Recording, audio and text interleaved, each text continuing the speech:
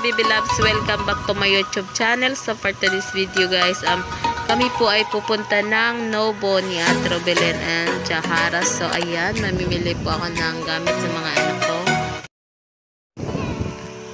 So ayan guys, nandito na po kami sa Nobo. Ayan, namimili na po ako ng mga bag and lagayan ng tubig.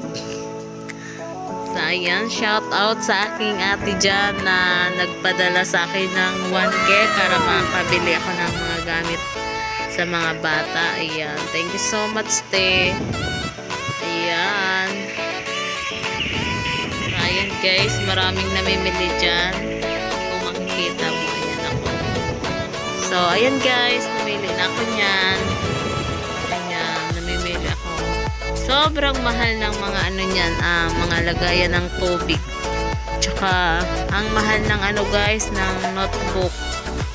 36, pinakamura is 18. So, wala po kasing pang grade 5 and 6, wala po dyan sa Nobo. Kaya sa labas po ako bumili. Sa Lianas po, sa taas. So, ayan, shout out sa ating cameraman, Jahara. Ayan, thank you so much. So, ayan guys, hindi pa talaga yan, ano yung mga gamit ng mga anak ko, hindi pa talaga kompleto yan. Paunti-unti lang muna guys, kasi ang mahal po ng bag at saka sobrang mahal ng mga bilihin ngayon guys.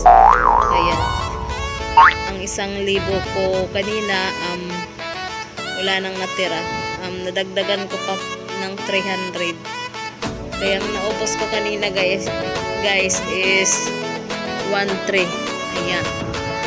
So, konti pa lang. Ayan, yung hawak ko guys, ano yan, 350 yan guys. Ayan. Ayan. Sa labas po kasi sobrang mahal ng bag, tapos maliliit. Ayan, pwede na yan sa kanila.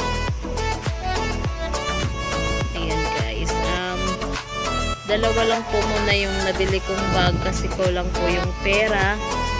Sa sunod na lang po yung isa kong guys. So ang mahal talaga ng mga bilihin guys. Talagang kulang yung 1,000 po. Bag pa lang po yan ano po 350 bawat isang bag. Ayan, si ate din, ayan. Bumili din siya ng bag. Ayan. Pareha sila ng bag ni Darlene at saka ni Matiat. So, ayan na nagpapakita tayo dyan, guys. Paano tao? Charot. So, ayan. Ayan si ate. Namimili yan ng bag. Ayan, tukot na tayo dyan, guys. Pambayad. Sino kayo dyan? Ayan. Malaking tiyan. Charot.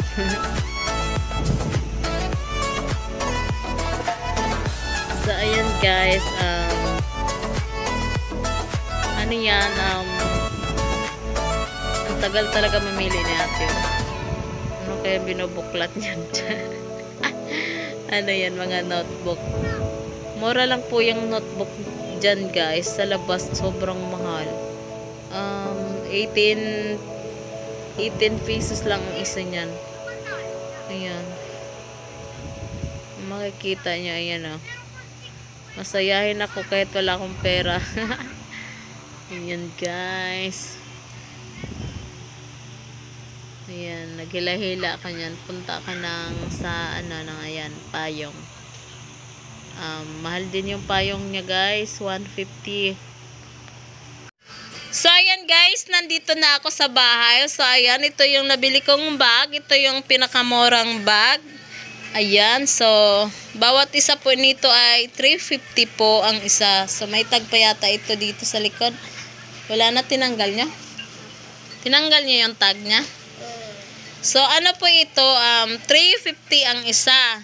So ayan, kaya yung isa kong anak, yung grade 3, hindi ko pa nabibilihan ng bag kasi nga kulang tayo sa budget kasi wala tayong pera guys. Kaya, ito lang muna yung dalawa. Tsaka, ito, may tubigan na rin siya. Ito. Tsaka, hindi pa po ito kompleto, guys. Talagang, kapos po talaga ako sa budget ngayon. Ayan. Sana po may mag-sponsor sa atin. Sana na lang all. Yan, sana all. Ayan. Konti pa lang po yung mga ano nila, guys. Tingnan nyo. Ayan. So, thank you so much sa ate ko dyan. Sa shout out sa kanya. Nasa Kuwait siya ngayon. So, ayan. Ang masasabi ko lang sa'yo, magpakatatag ka dyan sa trabaho mo. Mag-iingat ka palagi. Andito lang kami, mga kapatid mo. Mahal na mahal ka namin.